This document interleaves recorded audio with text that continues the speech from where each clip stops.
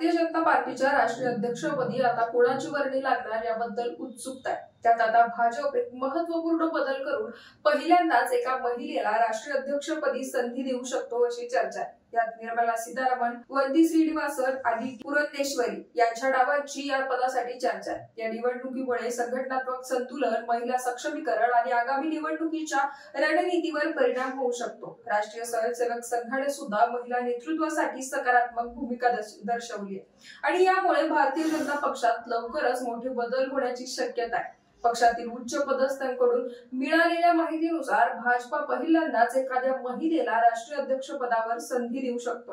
गेल्या काही दिवसांपासून पक्षातील वरिष्ठ नेत्यांमध्ये याबद्दल चर्चा सुरू आहे। या पदासाठी अनेक महिला नेत्यांच्या नावांचा विचार सुरू आहे। निर्मला सीतारामन, वंती श्रीनिवासन आणि डी पुरंदेश्वरी यांच्या नावांची चर्चा राजकीय वर्तुळात आहे। देशाच्या विद्यमान अर्थमंत्री निर्मला सीतारामन या शर्यतीत सर्वात पुढे आहेत असं मानलं जात आहे। तर निर्मला सीतारामन यांनी काही दिवसांपूर्वी भाजपाचे राष्ट्रीय अध्यक्ष जे.पी. नड्डा आणि महासचिव बी.एल. संतोष यांची भेट घेतली। दक्षिणेतील महिला चेहरा देऊन दक्षिण भारतासह महिलांना अपील करण्याचा प्रयत्न भाजप करू शकतोय। त्यात निर्मला सीतारामन यांना अध्यक्षपदी संधी दिल्यास भाजप दक्षिण भारतात आपली पकड मजबूत करू शकतो। यासोबतच मोदी सरकारचा महिला सक्षमीकरणाचा संकल्पही यातून पुढे जाईल असा मतप्रवाह पक्षात आहे। निर्मला सीतारामन यांनी यापूर्वी संरक्षण मंत्री म्हणून काम केलंय आणि त्यांना पक्ष संघटनेचा दांडगा अनुभव सुद्धा असल्यानं पक्ष त्यांना संधी देऊ शकतो। तर डी पुरंदेश्वरी यांचं आंध्र प्रदेशाच्या राजकारणात महत्त्वाचं स्थान आहे। पुरंदेश्वरी आंध्र प्रदेशामधून खासदार आहेत आणि त्यांनी राज्यात भाजपा अध्यक्षपदही सांभाळलं। पुरंदेश्वरी या सुषमा स्वराज यांसारख्याच प्रभावी वक्त्या मानल्या जातात। त्यांनी 2 प्रमुख राष्ट्रीय पक्षांमध्ये यशस्वी कारकीर्द गाजवली। त्या तेलुगू, तमिळ, हिंदी, इंग्रजी आणि फ्रेंच भाषांमध्ये पारंगत आहेत। जुलै 2023 मध्ये त्यांनी आंध्र प्रदेशमध्ये भाजपच्या प्रदेशाध्यक्षपदी नियुक्ती करण्यात आली होती आणि अलीकडपर्यंत त्या या पदावर होत्या। त्या पुरंदेश्वरी यांनी विविध देशांमध्ये गेलेल्या बहुपक्षीय शिष्टमंडळासाठी निवडण्यात आलं होतं। त्यांनी परदेशात जाऊन पाकिस्तानचा पर्दाफाश केला।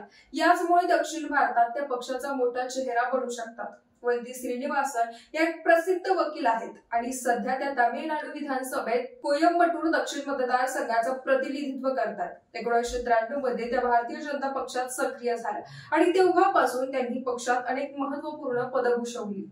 वंती यांनी तमिळनाडू भाजपामध्ये राज्य सचिव, महासचिव आणि राज्य उपाध्यक्ष म्हणून काम केलंय। ऑक्टोबर 2020 मध्ये तर वंती यांची भाजपा महिला मोर्चाच्या राष्ट्रीय अध्यक्षपदी नियुक्ती झाली होती।